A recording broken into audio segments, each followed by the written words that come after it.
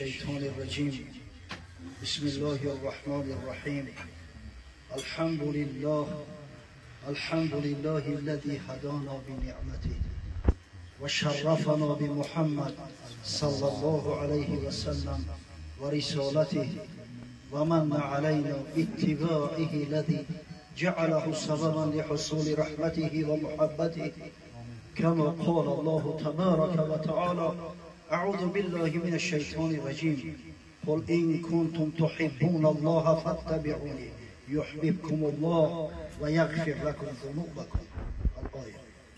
والصلاة والسلام على رسول الله صلى الله عليه وسلم وعلى آله وأصحابه ومن والاه. أما بعد، السلام عليكم ورحمة الله وبركاته. ابتداءً از نام حضور محترم، از نام عزیزایی که در این محفل خیر شرکت دارند، باور کنید به خدا قسم مجلس‌های از این بزرگتر را دیدیم، اما شرکت این قدر بزرگا را در یک خانه به ندرت دادن می‌بینند. باور کنید انشاءالله از در دیوار این خانه امروز امشب نور باریده ایستاده است. از نام حضور محترم، از نام داملوها، خاریها، حاجیها، عزیزانی که اهل خاندان هستند، مهمانای خاندان هستند، برادرمون حاجی تویچیبک به خاطر همین محفل خیر، محفل دعوت، محفل امر به معروف و نهی از منکر تبریک و تهنیت می‌گویم و از درگاه خداوند رب العزه از برای فرزنداش، از برای اهل خاندانش، از برای مهماناش که امروز در خاندانش شرکت دارند در این محفل خیر بهترین تمنیات آرزو دارم. واقعا این محفل و معرکه به خدا قسم چون آب و هوا در جامعه مو ضرور است. امروز قطعی داملوها می اومدیم، همین فقط گیله و شکوه از همین بود که مردم متاسفانه از کمبود و از نرسیدن امر به معروف و نهی از منکر آهسته آهسته آداب و اخلاق گم کرده ایستادند. باز از همین رمکه آدمگری مسلمانی شد مثل از رمکه آدمگری خارج شده. بعضا به خدا قسم چیزایی میشنوی که ترک سری آدم میلرزد. واقعا جامعه احتیاج دارد به پند نصیحت، به همین محفل‌های خیر. حضرت شیخ عطار قصه میکند، شنیدم من که بود است استاد که خرگون کرده رو آواز داد. حضرت میگه با شنید من یک مردک بود است، او را همی کسبش همی بود است که در بزرگ کسی اگر خرش گم میکرده است یا همی جای معین داشته است، خرو را پیشش میوردند و این صدا میداد است: ای مردم، اگر ما بودو کسی خر گم کرده باشه بیایم شما شما بروریم به تیم باشه. بعد در بدن خدمتش یک سومک میگرفته است. چه کرد این کار سال 60 و 70 پسی 71 در نزد افتاد. همین یک عمر مدید کسبش همی بود است. نه روزه و نماز، نه مسجد، نه پای صحبت موعظه. در 71 سالگی میگه در سکرات مرگ رفت.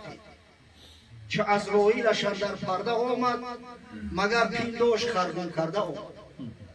ملک الموت اومده است بسرش برای قبضی رو، یکی دید چشمش دید، خیال کرد که یک عمر بیچاره کسبش همی اوپی، خیال کرد که کسی از خرگون کرده است، خرکوی اومده است. بجست از جای خودش روزن پیش، برون کرد از در روزن سری خیش. ایجاش پرید خست، اینم تری روزنه داشت از خودش. اینم روزنه که الحمدلله خورای حجی نمود است. کلش این روزنه بیرون کرده، زبان بکشاد که یاران که هستید خره با جل کی دید اینجا فرستید. بچه گفت صاحبای خر اومد، یعنی اون خره که جل داره تقم داره همون را بگیره بیاره به صاحباش تسلیم کنه. اینا ببینه در وقت سکرات مرگ در یادش فقط همون خرایو جولی خرایو خرگون کرده. و حضرت نصیحت میکنه: عزیزو، هر کی دلالی خره راست، خره زیست و خره مرد و خره خست. کسی که اینجا زیمادر کور زوید به چشم او به اخلاقی کشوید. همین رعدون کرده و زلیل در این دنیا خاری روز قیامت هم هست نمید. هرگز فراموش نکنید. تو را امروز باید کرد کاره که بیکارت نخواهد بود باره. قدم در راه دین باید نهادن رکونت بر زمین باید نهادن و قدم را راسخ و استوار در جاده شریعت مان او کتگی و فقط کبر افتخار تا سپرتا که در این بارگاه کبر افتخار جا نداره. اگر مردی محاسن همچون مردان طهارت جای را جارو گردد. سبحان الله. اگر بشر همین دنیا گفتیم دویدیم و پریدیم و جهیدیم عاقبتش همین میشود. به هر چیزی کند عادت زبانت به وقتی مرگ آید در دهانت. احتیاط کردن در کار در انتری مجلس ها زیادتر شرکت کردن در کار با اهل علم آمیخته بودن در کار از برادرای عزیز و ایلو بخلا قسم واقعا پشیمان میشیم پشیمانی صورت نمیکنه. الحمدلله از بس که محفل ازدواج است و حاجی داملو را یک حدیث بسیار پره و کامل یک حدیثی را که انشاءالله اگر به شرطی که مردم جامعه با ما عمل کنند شاید همین شماره طلاق ها کم شود برای ما و شما بیان کرد. بسیار موضوع مفصل است که همه را گفته نمی شود. ما را انشاءالله این موضوع خارج نمیشه. حدیث امام بزار است. حضرت روایت میکند با اسناد حسن از حضرت ابو هریره راوی امت اسلام رضی الله تعالی عنه که حضرت فرمود خیر النساء امرأة اذا نظرت الیها سرتک و اذا امرتها اطاعتک و اذا غبت عنها حفظتک فی نفسها و مالک. همین چیزی را که از الحال خوش دنبال است. اما ببینید این سخنهای پیغمبر چنان کلام کاملی هستند که اگر به خدا قسم تمام عمر همه علما همین حدیث اگر شرح تفسیر کنند به هیچ جوش نمیرسند. تمام نمیشه.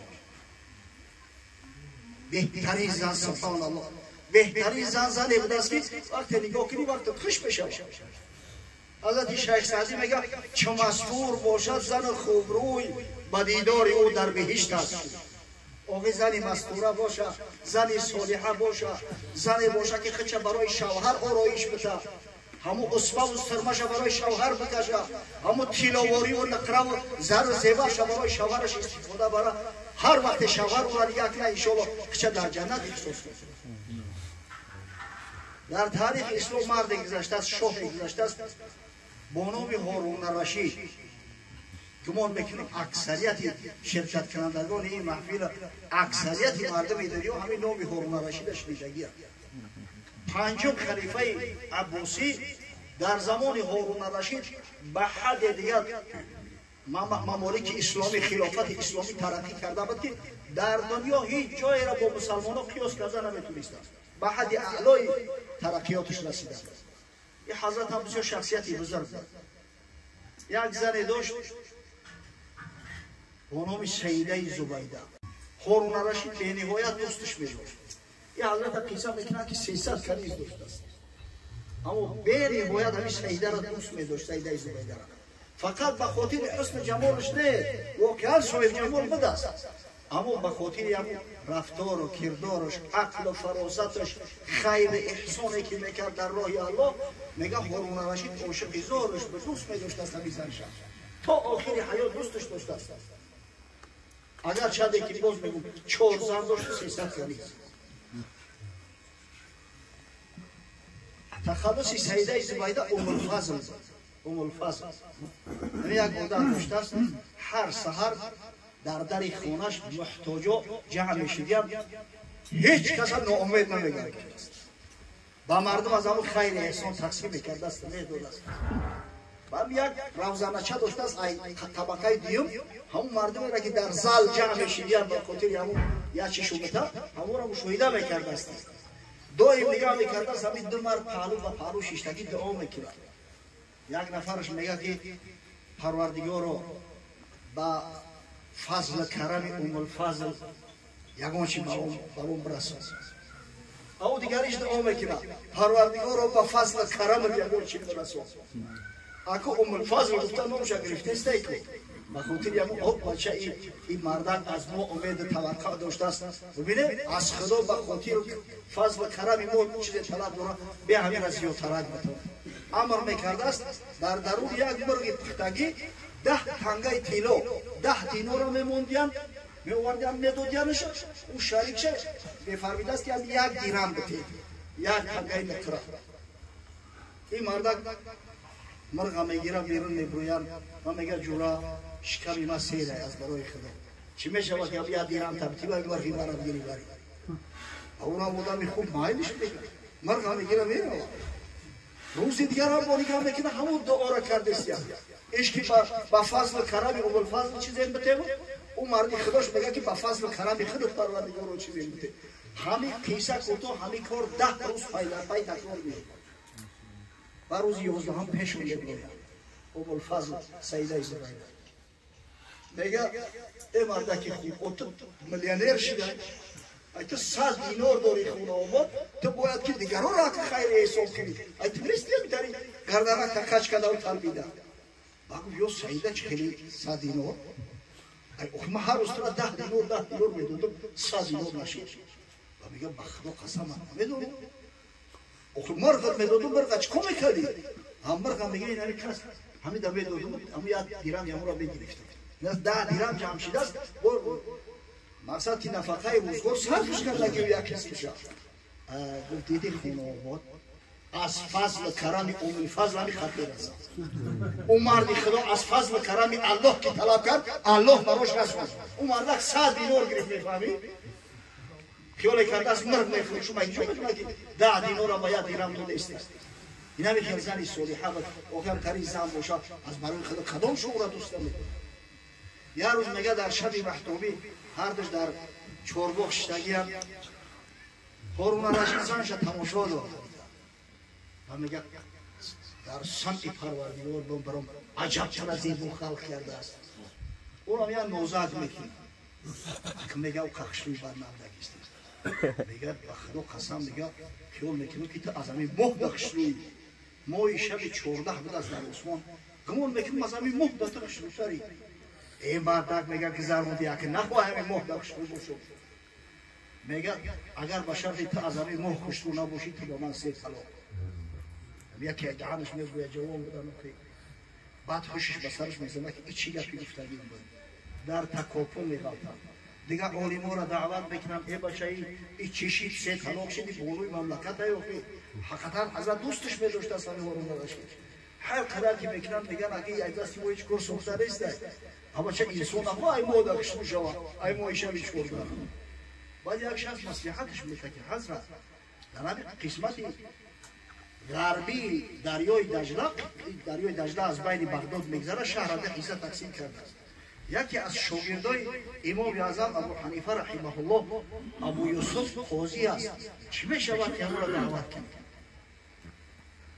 اگر همین اشتهای چگیل همون حنفی ها حل نکرد هیچ کس شده نمیتونه و خدا قسمی برای احناف افتخار دیده میگه شخص فرستاد نزد حضرت اومدن که هارون رشید صدات کرده است خشت اومد در یک محفل تمام علما جمع شدگی با هارون رشید سوالش کرد که نمیگه واقعیش آیا 3 طلاق شده است گفت نه اصلا طلاق شده نیست مردم علما از هر طرف ای بچه تو چی گفتی ای خدا بترس ای چی گفتی گفتگی تو چی دلیل داری گفت دلیل آیه قرآن است اعوذ بالله من الشیطان الرجیم لقد خلقنا الانسان فی احسن تقویم این خدای بزرگه که انسان در نیکوترین صورت خلق کرده است نه آفتاب نه مهتاب نه کواکب آسمان هیچ کدامش مثل انسان خشنود نمیشه یک انسان عادی است یک زنگی گفته است ماه و آفتاب در خشنود چی برسه به این سیده زبیده که حقیقتا صاحب جماله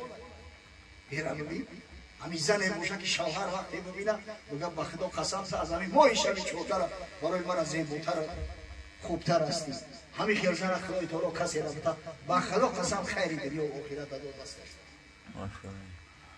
و اذا امرتها اطاعت کن زنی صالحه زنی را میگن که وقتی امرش کردی اطاعت کنه فرمان بردار باشه در عهد پیغمبر خدا صلی الله علیه و سلم در شهر مدینه منوره یک مرد میزیست همراه سرش تاجر بود است. وقتی قصد سفر تجارت شما کرد زنش امر کرد گفت تو آمدن من از خانه نبرو، تو آمدن از خانه نبرو. نگفت اگر برمادی طلاق، برمادی 3 طلاق. امروز 100 شرطی طلاق میمونه، خانه سوتا زنک ما میبینی که برماد داره 5 تینا میخره. این اخلاق و آداب زنای امروزه بودن. از بین چند گذشت زمان پیش سفرها طولانی بودن آخی با شتر اسب چند میره تا شما خیلی رفت. پدرش بیمار شد زن، برادرش میگه نزد رسول خدا صلی الله علیه و سلم که یا رسول الله پدر بیمار شده است، اجازه هست که من به عیادت پدرم برم.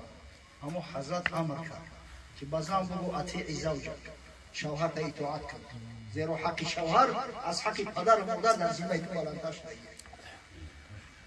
چند دیگر گذشته بود که پدر مرد، باز بیچاره برادرش فرستاد که یا رسول الله اجازه است که در تشییع جنازه پدرم شرکت کنم. اما فرمان همون بود اطیع زوجک، شوهر اطاعت کن. زن نرفت، فرمان شوهر گوش کرد. از بین چند گذشت روز حبیب خدا صلی الله علیه و سلم به برادر زن مشورت داد. برا گفت با خواهرت بگو این الله قد غفر لابیها لطاعتها لزوجها. خداوند گناههای پدرش همش مغفرت کرد به خاطر اطاعت همین زن از شوهر. ای کاش که فرزندای ما و خواهرای ما همین که عقل فراست داشته باشند، بدانند که به خدمت شوهر مسلمان آقای پدر و مادر شو در رحمت در راحت هستند انشاءالله. سبب داخل شدن به جنت پدر و مادر میگردن این زنهای صالحه و خوب. انا میگم زن باشه که امرش کردی اطاعت کنه، به فرمان از خانه نبروید، اطاعت شوهر را به جا بیاره. زن که در کوچه ها به تک باشد، زن نباشد که متسگ باشد. زنی بد در سرای مردی نکو، هم در این عالم است دوزخی او. زینهار از قرین بد زینهار و قینا ربنا عذاب الله. حفظک فی نفسها و مالک. زنی خوب و صالحه بهترین زن و زنی هست که وقتی شوهر از خانه برآمد غایب شد، تا آمدن هم شوهر هم خچه برای شوهر حفظ میکنه، هم مال شوهر را محافظت میکنه که ضایع تلف نشود. الله اکبر. همین مردای بزرگ در تاریخ ببینه به خدا قسم همشون هم پریزان داشتن. با شرافت این همین که زنای بزرگ به درجه و منزلت ها رسید. امام مالک رحمه الله تعالی یک روایت او میگه در مدینه منوره از زمره عجمی ها از موالی یک مرد میزیست. میگه وقتی از دنیا رفت خودش مسلمان شده است، بعد سرش هم یک فرزند داشته است. تمام مال و ملکش که عبارت از 30,000 درهم بود به همین فرزند میگه میراث میگذاره و میره. و فرزند نصیحت میکنه که بچم از یک خاندان خوب، از یک خاندان پاکگوهر یک دخترک صالحه انتخاب کن اگر میخواهی که زندگیت هم خوب شود و آخرت هم. این مرد نامش فروخ بوده است بر روایت امام مالک. همین نامش دانسته میشه که فرزند این همی سرزمینای خود بود عجمی کنیه داشت ابو عبدالرحمن. میگه یک دخترک صالحه را به خاطر دین و دیانتش انتخاب میکنه، نکاح میکنه میگیره. ولی نوشه نو عروس است، ولی او خمالت نگذشته است. یک روز در مسجد نبوی میروه نماز خونی که اونجا بانگ خطر زده است که قیصر روم شاه بیزانتیا با ملک مسلمان ها تاخت تاز آورده است، شهری رقه را ضبط کرده استیلا کرده گرفته است. مردم را دعوت دارند که بیایید از مرز بوم اسلامی دفاع کنید. بعد درباره فضیلت جهاد فی سبیل الله گپ بزنند، فضیلت شخصایی که محافظ وطن هستند در اونجا گپ میرود. این در اندیشه میگوید سبحان الله ولی فرزند ندارم، ولی در سر و مسئولیت زیاد بار نشده است. اگر بازی نرم که خدمت نکنم پگه صاحب یا دو سیاه سرک شم، ای که چون میتونم دیگه برای خدمت دین و خدمت وطن کنم. با همین فکر اندیشه می‌آید زن در نزدش خروک هم می‌آورد میمونه و بسیار زنی صالحه و عاقله بود. گفت شوهر چرا مضطرب نمی‌مونی؟ گفت این همین خیلی کارای زن نمی‌دونم چیکار کنم. گفت اگر با شرط سفر کنی من هرگز مزاحمت نمیشم، مانع سفر نمیشم. برای این در روح الله است. خداوند در ذمه تا حقی بیشتر داده است. این مرد خدا را وقتی که بشارتش شنید در حال خسر بچه‌هاش جمع کرد خانه را آورد گفت که برادر من میرم خدمت میکنم. اینمی زن با شما را به خدا سپرید. تو اومدن و خواهش میشد که رفتم نگه کنه. مقصد که نفقه روزگارش بیاره تامین کنه. 30,000 دیرم این در پیش شما. این همین مبلغ کم کم بگیره تجارت کرده مثلا با همزنی من بیشتر تشترم انشالله من میرم یکون سیزون خدمت میکنم بعد دویم زندگی را دوام میده. خیشه کتا یک خواهشه که دیگر هم کرد گفت که سمانه دیگر شید است خانه های شهر علاقه نو شیدن حتی مسجد نبوی را از نو بازسازی کردن همین پول میرسه انشالله یاد مردی کار بیاری همین خونه ما را یک از کفر است ای سری نو بسازن اندک زمانویش کنن ای چوب و سنگ بسازن خودش رفت در همین جنگ اول اسیر می‌شد 18 سال در پلین بگست در اسارت نصرانیان بعدا کتابت میکنه از بس که توجیه چیره بود سبب دست بود همین خودش خچه میخرد مکاتب میشه و جانی خچه خودش آزاد میکنه تا میایه با وطن میرسه که از بین 20 سال گذشته وقتی میایه در فکر که همین خونه ما میشناخت نباشم شهر دیگر گمشیده است میایه که همون خسکفه با همون شکل صورتی اولش اونی نمیست بزنید حبا گو ایزنی ما یا مرده است یا شوی دیگر کدای رفت دیگر منتظری مانش میشه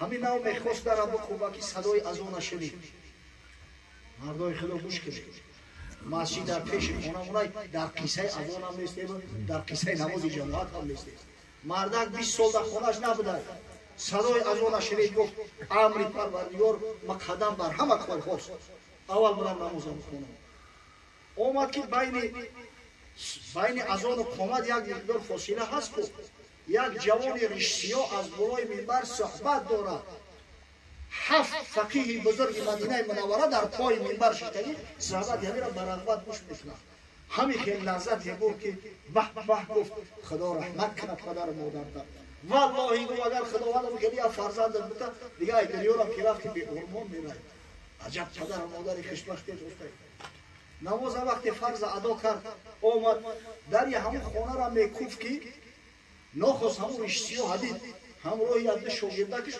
نزدش اومد یکی همین شاگردا همین امام مالک ابن انس بود اومد گفت اما جان سلام علیکم و علیکم السلام او یادم خدمت بود نگو خونه اومد اما خونه ما او بچه میره کی خریده او من خریدارش نمیدونم و ای وقتی خدمت میشناسم در این خونه همین رزمو رفته است که همین وقت از در خونه یک عورت بیرون شد نگاه کرد گفت ربیعه خدا جان تماس کنه این پدر تای این همون ابو عبدالرحمن فاروق است همون مرده که میره از اینجا خدمت میکنه میون این اگه خداوند بعد 20 سال ورث بود نگاه پدر و پسر گردن هم دیگه را آغوش کردن خیر گریه و کینه و جنگیلش خیستن آمدن در خانه نشستن این شخص ربیعة الرأی نام دارد استاد به واسطه امام مالک و یکی از اساتذه محترم امام اعظم ابو حنیفه رحمه الله میشه دیگه چند شیشتر صحبت کردن بعد ابو عبدالرحمن گفت که زنک یاد داری که زمان من 30,000 دیرم مردم که تو اومدن من همه خونه را ایسری نوید شکل صورتی خوبتر کتی بسازه ای بچه اومدم ای پیشتره دمو والا خوبتر شدش در 20 سال اگر این مبلغ یکون مقدارش مونده باشه انشالله این بچه هم شیرمر چیده است بیار همون را مونده مقصد دست و حسین بر بزنیم خونه را ایسری نو درست کنیم و شهر شکل صورتش نمومد دیگه شده زنی غیور و جسور گفت ابو عبدالرحمن 30,000 دیرم در پیشت شدگیه پولی ترا نخوردم نپوشیدم نه خدمت زینت دادم حتی حج نرفتم ایرانی پسرک وقتی که طرفی بردار بدم همین تولد چید سعی کردم که چی جای لقمه حرام لقمه شبحانو کرد استفاده نبرم که شیر من میخورم. از خوردی با خدا و پیغمبر خودم آشناش کردم. در بالای گهواره من دیگه بیت نمیخوندم، در بالای گهواره من قرآن میخوندم. وقتی که به عقلتر شد نزدیک قاری بردمش، در 2 سال حفظ قرآن کرده است، در 6 سالگی حافظ کلی قرآن شد. همه 7 فقیه بزرگ مدینه همش استاد شد. او اگه خدا کچودش قبول نمیکنند، خصوصا یک خدا گره که پدر یتیم باشد. هر کدامش میگه سرت نو میکردم، مبلغ کلان میبردم که همین رد نکنم، فرزند را بکنه بگیرم. یک تین اموده همه مبلغ ایتره من در همین فرزند صرف کردم.